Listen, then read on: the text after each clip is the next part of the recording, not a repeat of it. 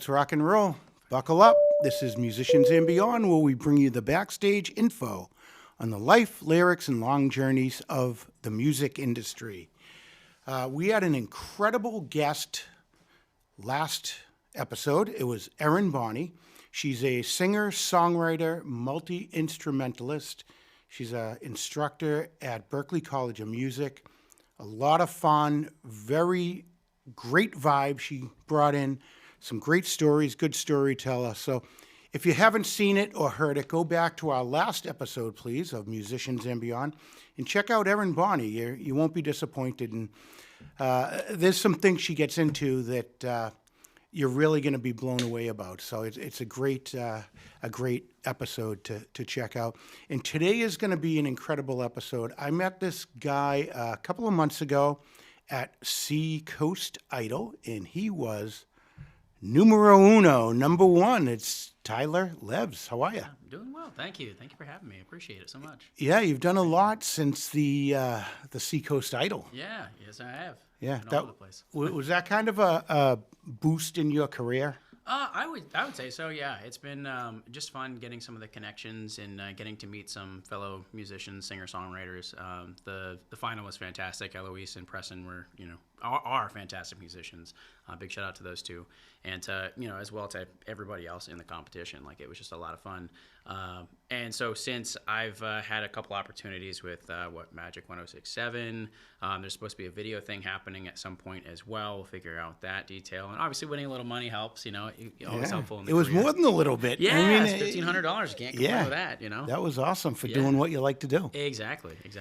Yeah, so there was a couple of hundred entries in that contest, and Francois had to go through every single one by one, and he knocked it down to 15. That's crazy. You were one of the 15. Yeah. When you started the competition, did you have any inkling when you saw how talented these other people were? Did you have any inkling that you might be the numero uno?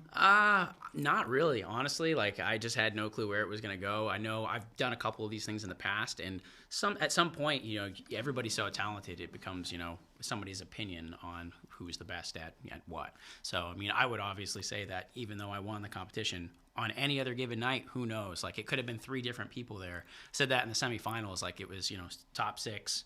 3 people move on, 3 people go home. And, when they announced us 3, I kind of just looked at the other 3 and went, it could have been you guys too, and I wouldn't have thought any different, Right. Like, it was definitely a fun competition, but a lot of good competition as well. Yeah, it was awesome. I mean, it's amazing how much good talent is around us. Yeah, absolutely. In the episode, the contest that you were talking about, when 6 went to 3, I was one of those judges. Yes, you were, yeah. And let me tell you, it's not easy. No. Talk about pressure. Right. I mean, I just wanted to say all 6 of them go on. Yeah. They were just so good. So you really had to find out. And then you're talking to the different judges, and they like one thing, and I might like another. So there is a lot of opinion in it. Exactly. And because they weren't number one doesn't mean that they're not going to be successful. Exactly. I mean, because they really are, Yeah. Preston was one of our guests a couple weeks back. Yeah. And he's down in Nashville now. Yeah. Oh, yeah. Chasing his dreams. That's so we awesome. wish him the best. Yeah, I know he's going to do great things. Absolutely. Yeah, and then Johnny Dupes. Yeah. He was in here. Yeah. Also. Great guy. And I'll tell you, talk about a supporter. Yeah. So he's incredible singer-songwriter himself. Yeah. And didn't make it as far as the others. Right. He was there every single week. He was, yeah. Supporting everyone. Yeah, And I started talking to him on Instagram and stuff. He's really kind, but also just amazingly talented. Like, he's a great dude. yeah, and as are you. Oh, thank you. So the winner of this competition that we're talking about, the Seacoast Idol, which any musicians that are out there, check it out. It will be about this time next year. Yep. In great prizes. So not only there was a cash prize and getting to meet everybody, there was a lot of celebrities in and out of the crowd and on the board for judges. What else comes out of that? So obviously there's the cash prize. There's a video opportunity and some recording with PB and J, who I've known Jay for a little bit now. So that'll be a lot of fun when it does happen. There's a photo shoot as well. I think there's a potential to do a national anthem at the Red Sox at some point. Yeah, I believe that's in the works. And then Mike Caputo also invited all 3 finalists to go to I think it's St. Patrick's Day parade Yeah, that he has. and do you know how many people are there? A About lot. 1.5 million. Yeah. So That's crazy. that Really fun. is crazy. Yeah, that'll be a really good time. So yeah, there's a lot of really good opportunities socially. Obviously, the financial part of it helps to anybody who's a starving artist, as they say. Yeah. So it's definitely worth the time, especially for the connections as well. The people that show up, the people that put it on. It's great just to know that group and to be a part of something bigger. So Yeah, it's a great group of people. Yeah. So now you are a full-time musician. yeah, yep. What does that mean? Well, it means what you want it to mean, right?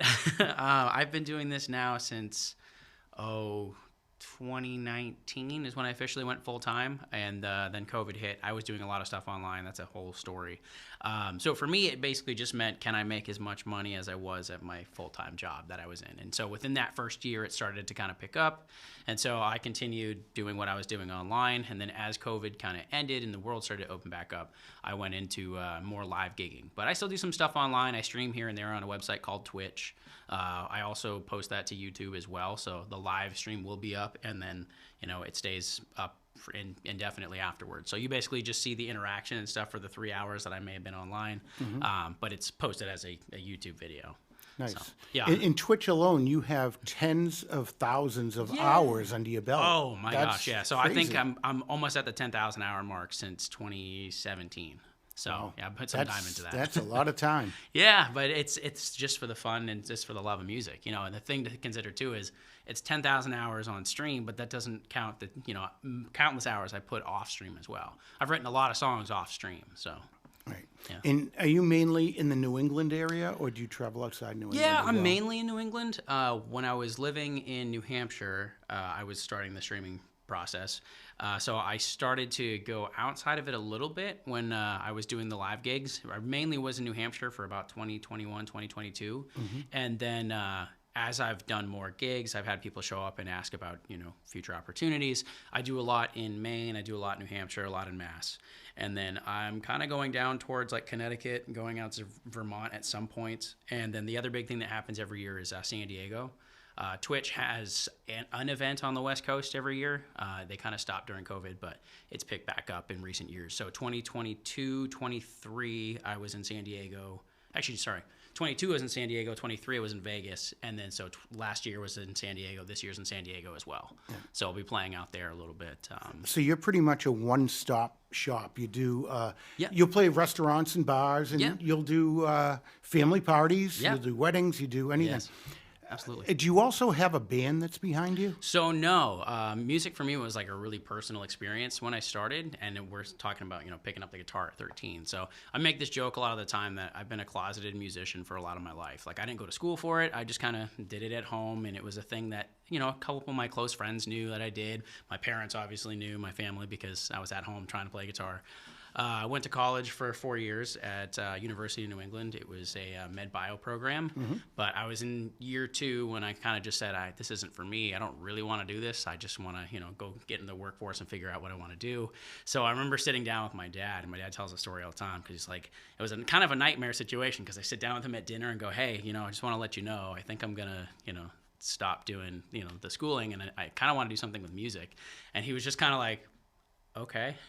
What are your plans? It's like, I'm going to finish school. I'm going to go get a job after, and, I'll probably try and do some stuff on the side and see what happens. And so he kind of just, I didn't get the, the standard stereotypical experience of a parent saying, oh, no, that's a bad idea. Don't chase music thing. Yeah. He kind of just gave me the grace to say, I guess you're, smart enough to at least try, and, you know when to put it down. You know when to stop if you have to. So after those 4 years of school, I went and got a full-time job, did that for a few years. And while I happened to find this whole online Twitch community and start doing some music, it just kind of turned into something bigger.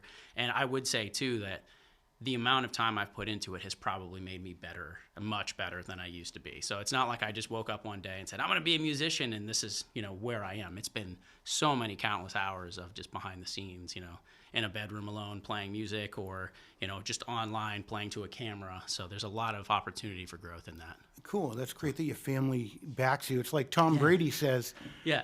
You're going to miss 100% of the shots that you don't take. Absolutely. So, give it a shot and try it. And it seems like that you've kind of hit a turning point. Do you think that? Yeah, I think I have. In the last few years, I can feel the difference of starting off some of those earlier gigs, even just how I feel internally, thinking about my performance and what I'm going to do when I show up. I used to have a set list. I used to think about it, night after night before a gig. If I knew I had a gig on a Friday, I'd spend Monday through Thursday nervous, wake up Friday morning kind of, probably more nervous than I was the whole week, show up, set up all my stuff, and just sit in a corner and play, try and kind of focus inward, knowing that this is what I do. And it's finally gotten to a point now where I feel like I'm coming out of my shell a little more because I feel just more confident in who I am as a person and who I am as a musician, as an artist, as a singer-songwriter. So Yeah, and as a younger person, did you always think that this is the way you wanted to go, or like when you were young, you wanted to be a fireman or a doctor? Or so whatever? that's really funny you say that, because I didn't think, for lack of a better term, that this was going to be a shot in hell type of thing, because I loved music. I was a bedroom musician with no real experience, no practice, no real training, just kind of doing what I love to do. And I looked at it and kind of said, well, I play sports, and I'm doing decent in school. I think I have a better shot of trying to go play professional ice hockey than I do trying to be a musician. Because in my mind at 13, 14, 15, what does success look like? And so to me, it meant I need to make a lot of money. I need to be famous. I need to be this, that, and the other thing. And it just seemed so unattainable to me that I had better opportunities to try for something else, especially considering the fact that I was so new to an instrument. I didn't start singing probably until about 3 or 4 years after I started playing an instrument. So it was just to have somebody tell me, back then, hey, this is what you're going to do, I would have just laughed, because I wouldn't have thought it was a reasonable dream. So it's something that's definitely grown, and I feel like my idea of success has changed so much that I can say today, and I could say for the last 5 or 6 years, I've been successful as a musician. Yeah, and that's what I was going to get to is, Yeah. How has your thought process on what the meaning of success is? What is the meaning now? At this point, for me, all success was trying to basically write music, perform music, make it my full-time career in the sense of like I can pay my bills, and to hopefully make a difference in some way. Whether that's, and this is some of the funniest things too, because one is obviously to inspire. Like I love that. I love somebody seeing, a musician and saying, oh, I want to do that. I bet I could do that.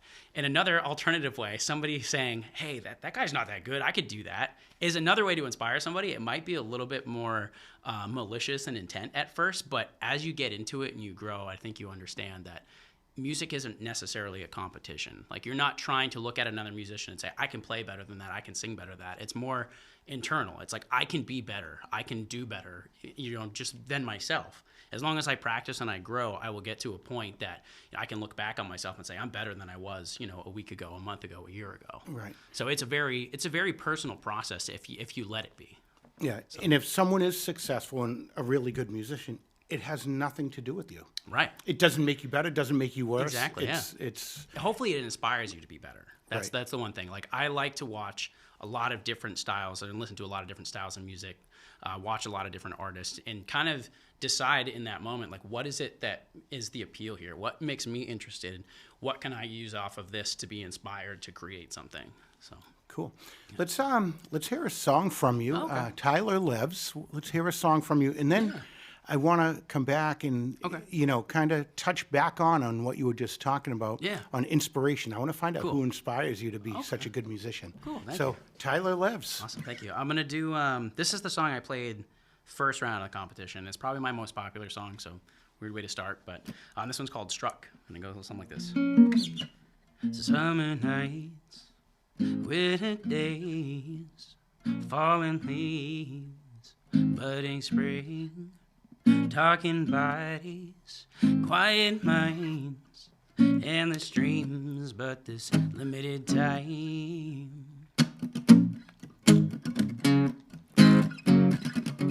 I just don't get how people do it. Every time I see you, I think I'll lose it. You'd think by now that I'd be used to it. Here I am again, I'm cruising for bruising. I'm so struck by you. I keep on sending all these signals, hoping that they're going through, and I'm so stuck on you. But you treat me like a shoe, and only one of a few was said that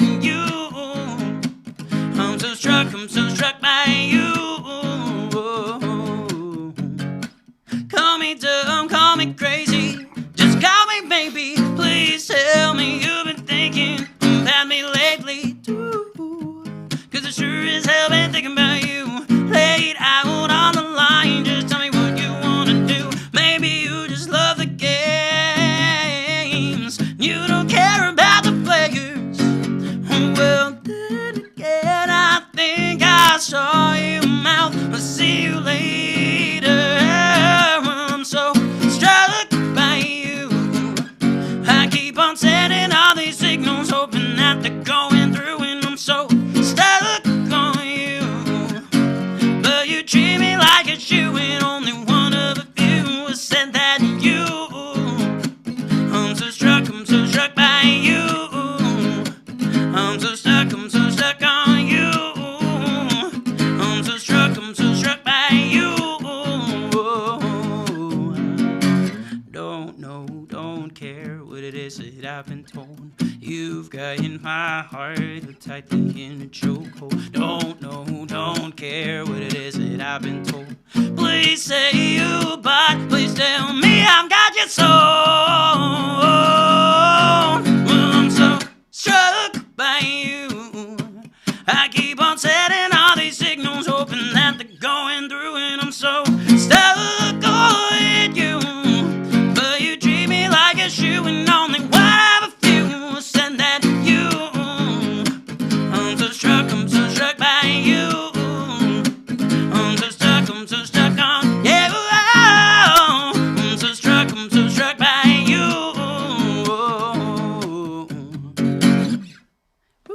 So good. That's Tyler Levs. Thank you. And you can find him on TikTok at Tyler Levs Music. Yep. And then you're on Facebook and Instagram under Tyler Levs. And that's Tyler Yep. Levs. Again, that's Tyler Tyler Levs. That was awesome. Thank you. Appreciate that. Yeah. So we started talking before you were playing. Yeah.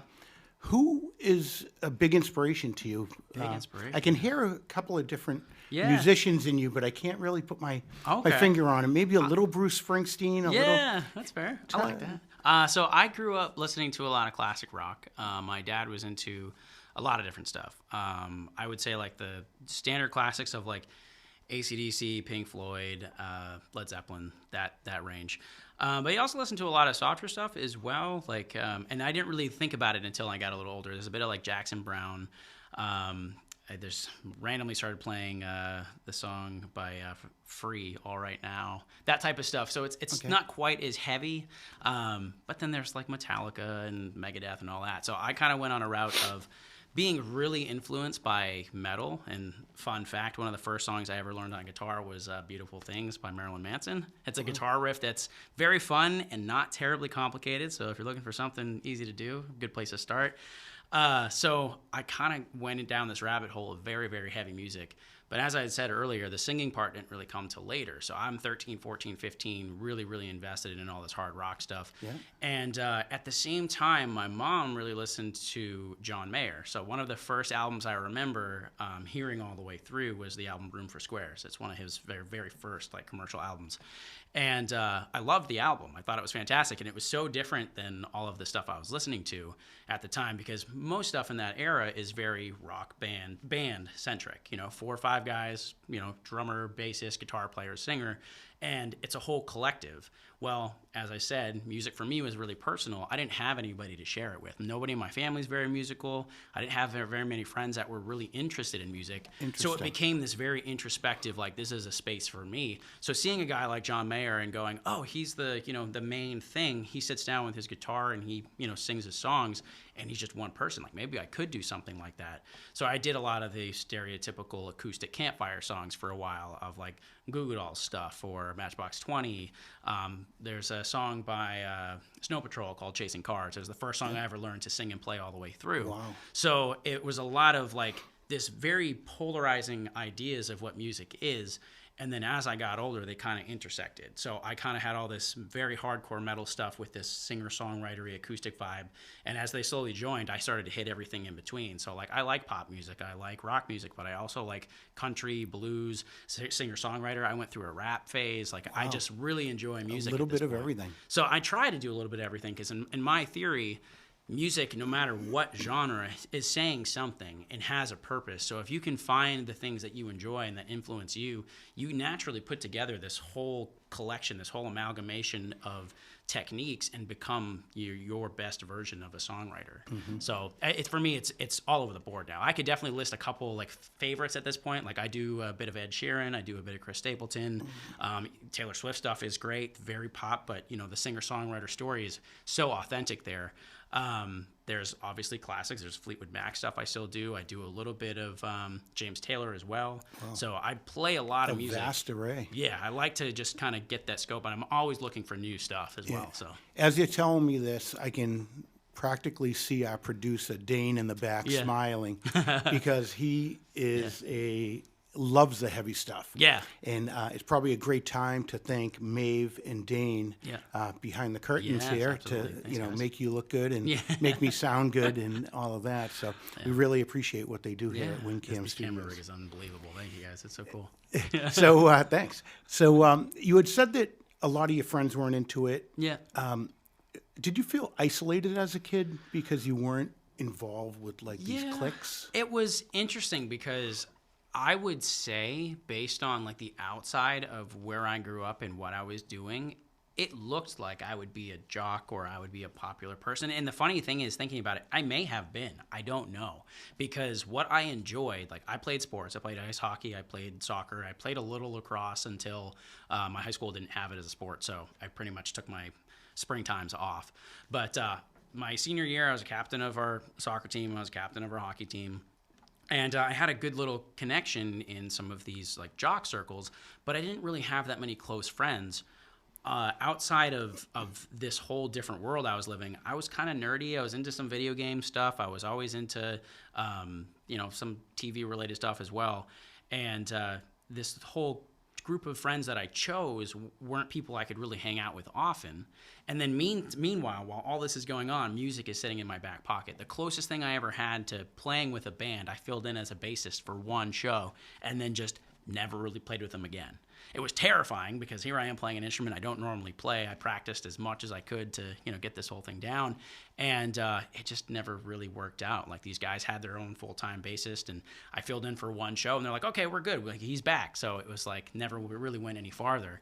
So music was my safe space. It was my one area that like really felt like it was for me, and even trying to share it here and there. Like my sister played piano for a little bit. I taught my brother how to play drums for a little bit.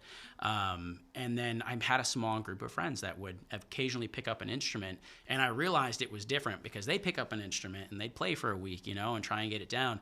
And for me, it wouldn't stop. I'd go home and then I'd practice more, and I'd watch these YouTube videos of people playing and trying to emulate what they were doing, and it became, I would almost say, an obsession, but it would just come and go. Depending on what I had for time, it was something I could really focus and dive into. But when hockey picked up, or school was going through a really tough test period or something, it would be something that would backseat, but I'd always come back around to. Right. So you play a lot of covers. Yes. But you also play a lot of originals. Right. You said you weren't physically taught how to play an instrument or write music. How does someone that has no teaching learn all this stuff? Because there's so much to it. It all depends on how interested in something you are. I mean, to be fair, I technically have had. There was a CD that I had, and I still remember it. I think it was Mel Bay's Guitar Lessons. So it was a CD.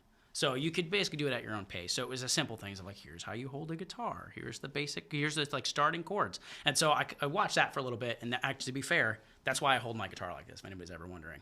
It's a standard classical way to hold a guitar. And in Mel Bay's guitar book, he tells you, or the CD as well, he tells you the best way to hold it is to classical style. You put a block under one foot and you hold it on your leg, and it's supposed to be more ergonomically correct. So from watching this, I picked up a couple of little things, and then I would go and explore on my own and kind of just say, I don't want to learn just basic chords. I want to play a song. I want to basically learn what I want to learn instead of following this path and being bored out of my mind.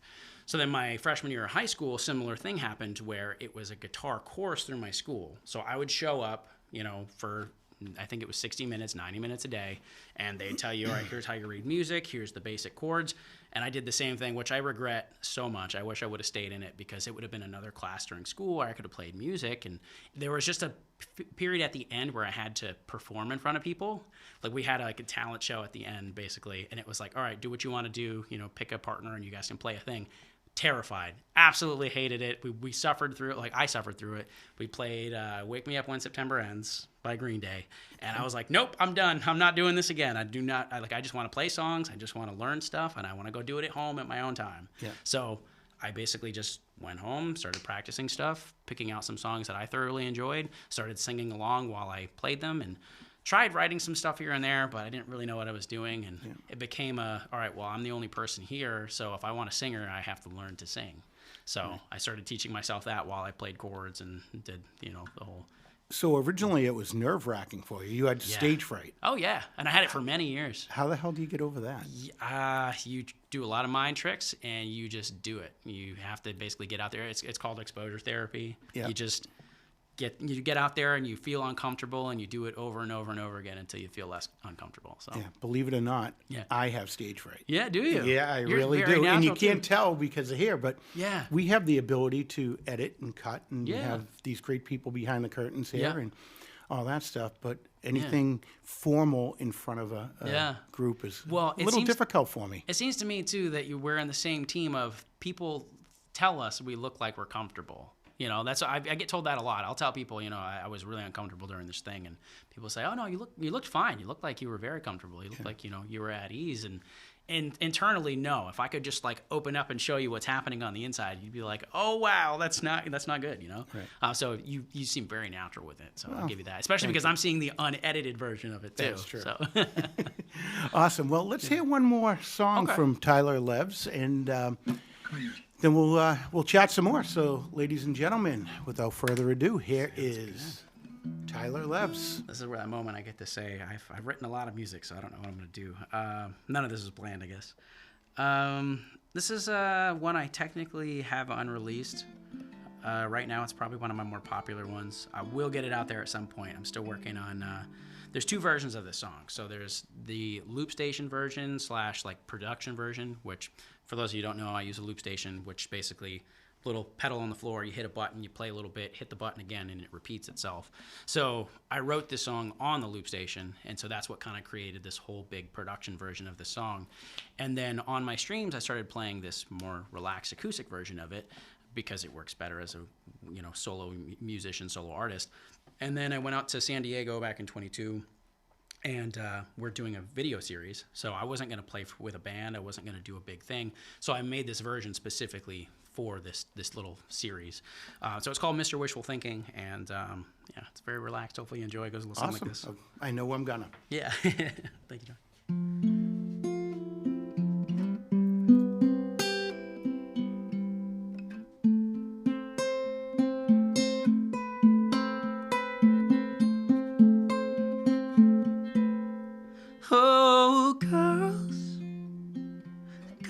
Like you are 1 in a billion.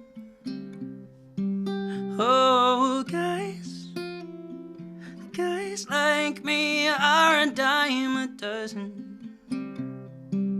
But it don't stop me from thinking, stop me from wondering, stop me from thinking. Are you making eyes at me? Or are you just looking? Now I can see the whole scenario unravel in my head. You breathe in my ear while we both lying in And now you can get anyone you want, but you want me instead. Now can you see the whole scenario unravel in your head?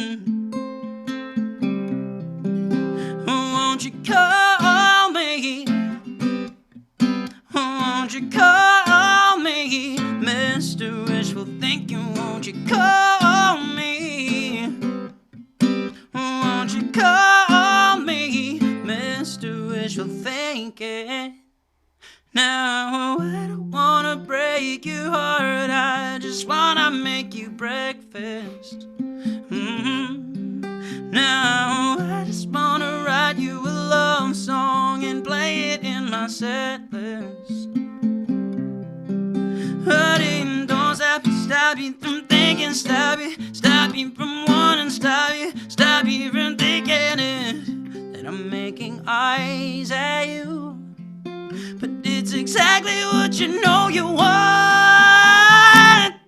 Now I can see the whole scenario unravel in my head. You breathing in my ear while we're both lying in my bed. And now you can get anyone you want, but you want me instead. Now can you see the whole scenario unravel in your head? Won't you call me?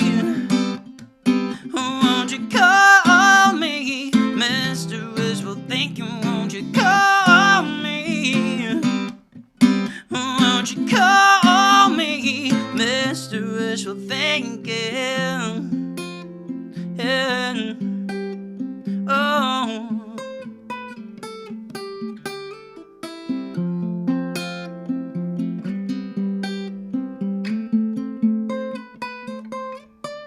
Now I can see the whole scenario unravel in my head. You breathing in my ear while we're both lying in my bed. And now you can get anyone you want, but you want me instead. Now can you see the whole scenario unravel in your head? Won't you call me? Won't you call me? Mr. Wishful Thinking, won't you call me? Yeah. Won't you call me? Mr. Wishful Thinking. Wowzer. We are Musicians and Beyond, and that was Tyler Levs. Thank you. Thanks, man. That was great. Of course. That was great.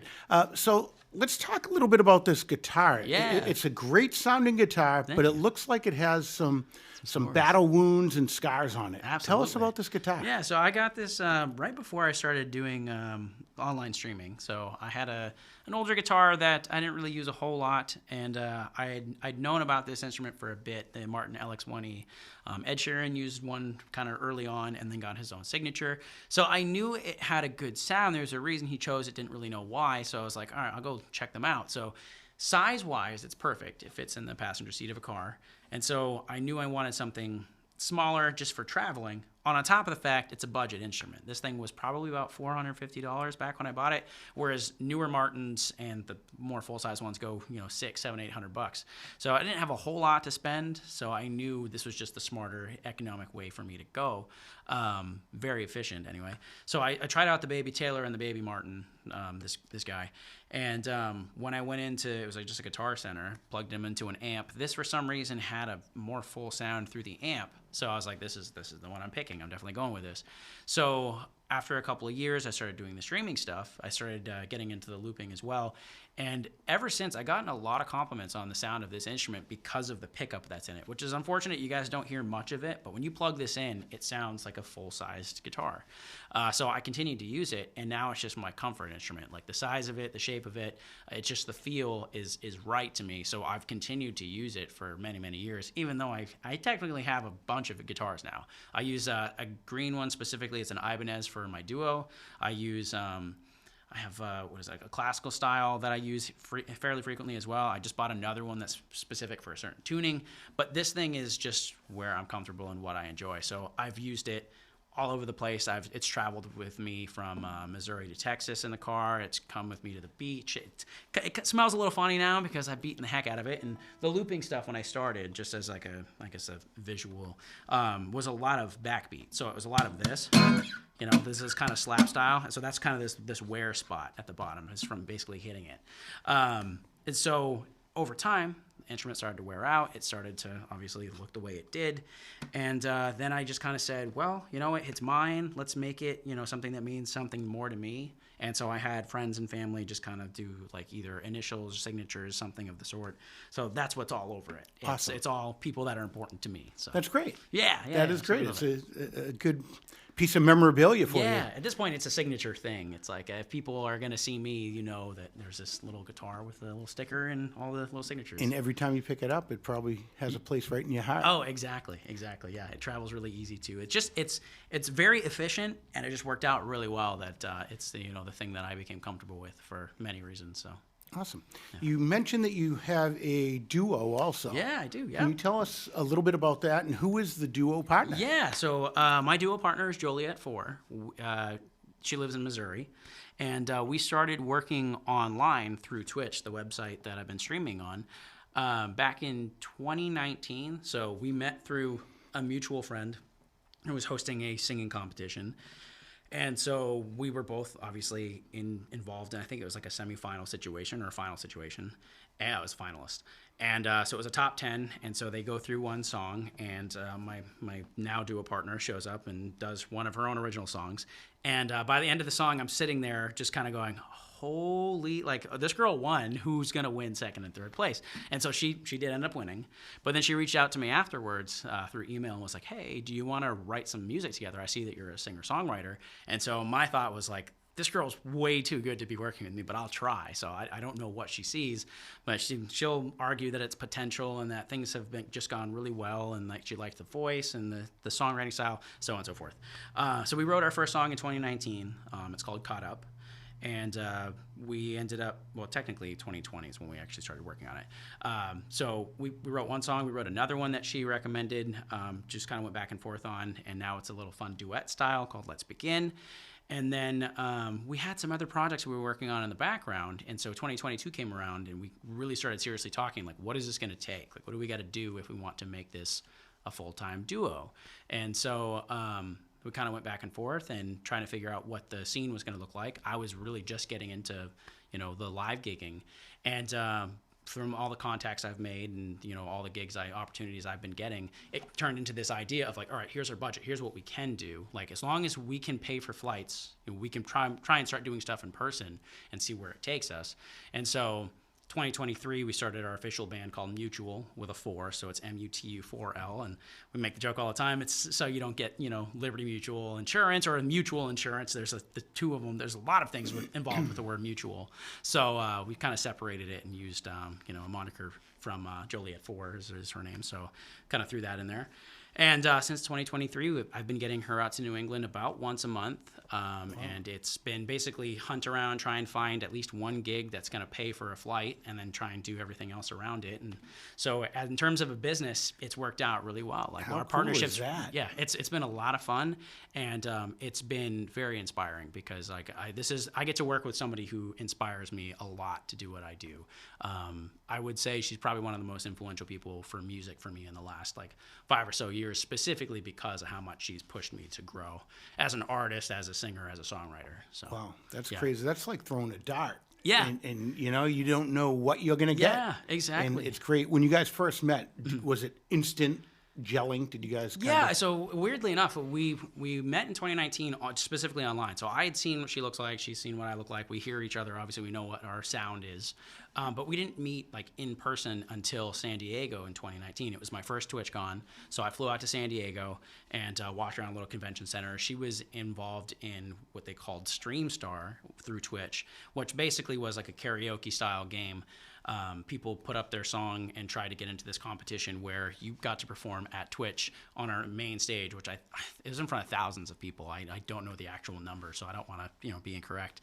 But she absolutely killed that. She was fantastic at this event too. Didn't end up winning, but we have a lot of friends involved in it too. The person who did end up winning is another friend of ours as well. So it's like it's hard to say, oh, she should have won instead of her instead. It's all weird. But anyway, I met her in person at just outside, technically in the con, outside of the main stage, side stage for the bands that play at Twitch. And we just kind of stood around and we're like, hey, what songs do you know? Like, what do you want to play? Let's try, this song, that song. So we did about a half an hour's worth, and stuff just kind of clicked. Like, I would say that Jo is one of those singers who's got just a very innate ability to kind of wrap herself around other voices. So she can hear something and harmonize like that. Mm-hmm. And so she's very, very quick at, hearing somebody and just inserting herself in the best way to be harmonious instead of invasive. Some people will just try and sing over other people, or it kind of stomps around in an awkward way. It was instantly I recognized her talent. Did you guys play on stage at the con? So no, not in 2019. It was literally in a hallway, outside in the con, but it was technically in the convention center itself. Gotcha. Just like a little side space. So there's a video of us online playing Radioactive by Imagine Dragons, and she's basically banging on the door for a drum, and it sounded great. But a couple minutes later, we were like, all right, I don't remember why we wanted to do it again. I think we were doing video or something. Yeah, that's what it was. We didn't have it on video the first time, and so we went to take the video of it. And at the end, this guy comes out and he's like, hey, you shouldn't be banging on this door. You know how loud it is on the other side. So we're just kind of like, oh, shoot, But just a funny little... You were in the moment. Yeah, is exactly it. You were in the moment. That's great. I mean, I wish you luck with that. And, yeah, thank you. We're going to post everything about Appreciate what that. you do. And yeah, we've got a lot of stuff coming up. So I had her here for August, and we've got a little week in September as well. So I think it's 2 weeks. No, next week. Next week. It's coming up that awesome. Fast. So you're living the life. Yeah. You're chasing your dream and you're making it. Yeah, it doesn't. It's weird to hear the phrase "chasing your dream" because it feels like it's just happening. I show up to places, I play gigs, and another gig opportunity pops up, and I throw that on a calendar too. And I show up to another place at the right place, right time, and somebody sees me doing what I do, and it just kind of the rest is history. It just keeps rolling. So. And do you do all the booking and everything yourself? So. No, not really. So the guys that I had met, it's called the New Hampshire Music Collective. They're in New Hampshire, and they do a lot of booking for New Hampshire, Mass, Maine. I don't think they have Rhode Island as well here and there. So I met those guys in 22. And from them, just getting out there, playing gigs in some of these circles, such as, Seacoast Idol type thing, I've met other booking people. I've met people who just happen to have their own bar and say, you want to come play here type of thing. So it's everything in between. Whatever, the whole idea of being a musician and trying to go full time to me is do what you can to support yourself. A lot of it's not going to end up being playing music, a good amount of it is, but you think about my gigs, most of them are an hour away. It's a drive there, set up my stuff, play for 3 hours, but then it's drive back home. And when I do get home, it's organizing a calendar. It's making outreach and contacts to some of these gigs that I do myself. It's making contacts to some of the booking people that I have. It's writing music. And some of it's as weird as doing parody videos on YouTube with a couple of guys who hire me to sing. It's weird stuff, but it's a lot of fun. That's cool. So for all the hours that you put in, the least amount of time is actually probably being on stage playing. Yeah, absolutely. And I'm sure that's the funnest part of it. It is. It's definitely enjoyable, but I would tell anybody that I'm probably a singer-songwriter first. And that's just where I'm comfortable. That whole behind the scenes, there's something about writing a song, whether it's for yourself or collaborating with someone else, that just feels just new every time. It almost gets to this point where sitting down and writing another song, whether it's intentional or unintentional, you kind of start to think, can I still do this? And is it going to happen again? And suddenly, all right, there's a new song. There's a magic to it. It just happens. And it feels like I'm constantly chasing that. Is this going to happen again? And when it does, I'm pleasantly surprised. Awesome. So there's something to that opposed to I like to perform. I put myself in the same space every time I perform, so I feel like I'm giving the best performance that I can. But to me, the performance part of it is always this is what I have to do. Like, I need to get myself out there somewhere, somehow. I used to do it online from a computer, and it's definitely a safe space to do it, but I've learned to love the interaction with people as well. Seeing faces makes a big difference, which I didn't know at first. My duo partner, as I mentioning earlier, she actually has a very big background in the church world. So she's been doing live performance since she was little. Wow. So she's very used to the faces. So when we started streaming on Twitch, she was kind of talking to me about it. She's like, is it weird to you that you just have to like we just stream to a camera. There's no people and faces. And I was like, no, it's terrifying to be in front of people. Like, this is what I do. This is what I love. Like, right. I remember going in 2019 to an open mic. There's probably 5 people in the room, and I was terrified. Like, sitting there thinking, oh no, I'm going to forget all my songs. Like, I'm not going to remember any of this. I'm going to mess up all over the place. Like, these people are going to judge me. Like, or just to the point of, I don't feel good. I feel so strange being in front of an audience here.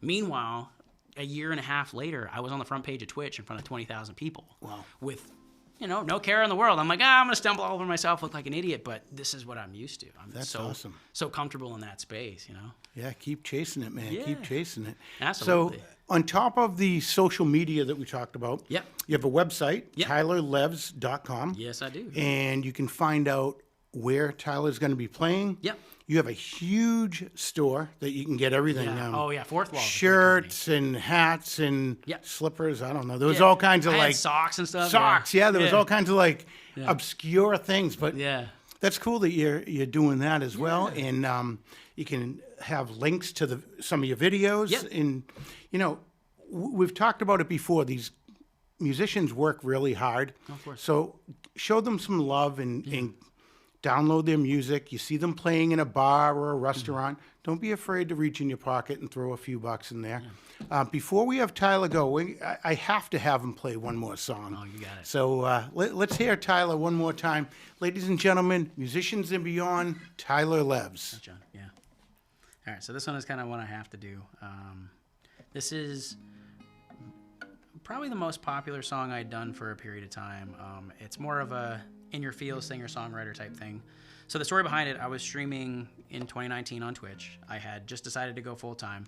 So I went down to, Nashville. Technically, I wasn't just going to Nashville. I was going on what I called an open mic tour. So I went to a couple of different states all the way down through Nashville and then came back around. It was about a 2-week trip. And I made the ridiculous decision to sleep in my car. I didn't have to, but I was like, I'm going to do the road thing. I'm going to do it the way you're supposed to. So around day 10, I got down to Nashville. I went to sleep at a Walmart parking lot in Nashville, which, fun fact, you can't do. They don't let you. So I was, in the backseat of my car getting ready as I, usually do to go to sleep. And I hear a little knock on my window and I look out and there's a security guard there. He's like, you can't sleep here. I'm like, oh, really? You can't? He's like, no, there's another one outside of Nashville that you can, but this one they don't allow. I'm like, okay. So drove outside of Nashville by 15 minutes or so. Found another Walmart, got in that parking lot. Went to sleep and woke up in the next morning with this chorus of this song in my head, and it kind of just went, oh, that's a cool idea. And it's one of those things where there's different types of songs. Some songs I sit down and I strategically think, all right, I want to make a track or I want to make a song. I want to say this. Sometimes it's more picky, choosy of a couple different words. And sometimes there's a magic that happens where it feels like the universe just gives you something and you're almost scared, I have to write this down really fast before I forget it. So this is one of those songs. The song is called Sometimes I Get Lonely, and it really wasn't representative of how I felt at the time, but it's an experience I've had. And so hopefully it's one of those things that people, I ideally hope nobody feels this. But if you do feel this, hopefully the song just makes you feel a tiny bit less alone. So great. Tyler Levs. And I hate the feeling.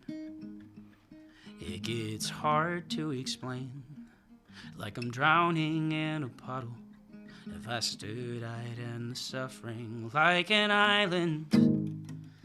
Think I'm shredded on by myself, but it's a vacation resort, and I don't know how to ask for help. But even with all these people around me, sometimes I get lonely, sometimes I get down. Even New York City sleeping in LA turns into ghost town. Sometimes I get lonely, sometimes I hit the ground, and then I just keep going until I'm so deep I can't be found. Sometimes I get lonely,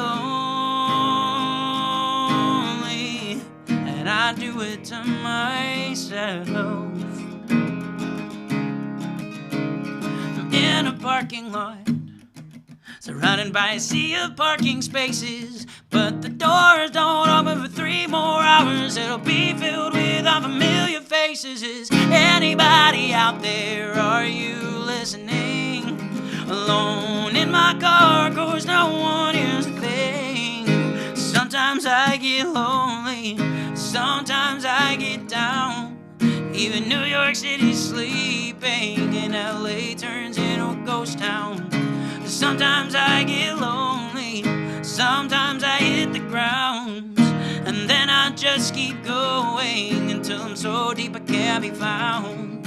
Sometimes I get lonely, and I do it to myself. Yes, I have friends, I have family, and I have people who say they love me. I'm not the richest, no, I ain't broke. Yes, I have friends, I have family, and I have people who say they love me. I'm not the richest, no, I ain't broke. At least not on the outside. At least not on the outside. Oh, sometimes I get lonely, sometimes I get down. Even New York City's sleeping, and LA turns into a ghost town. Sometimes I get lonely, sometimes I hit the ground, and then I just keep going until I'm so deep I can't be found. Sometimes I get lonely,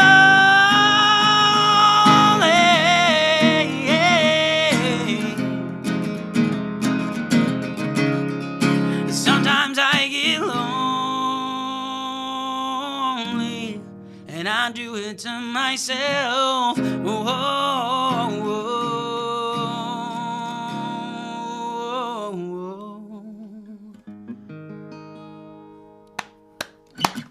Wow. Very well written song. For the viewers and listeners, please share this episode with Tyler Levs, with your friends and family. Tremendous musician. We like to think that people come in here as an acquaintance and leave as a friend. Absolutely. This was freaking awesome. Thank you. Thank you for coming in and being our friend. Yeah, of course. Thank you. Thank you for having me. I Awesome. appreciate that so much. Thank you.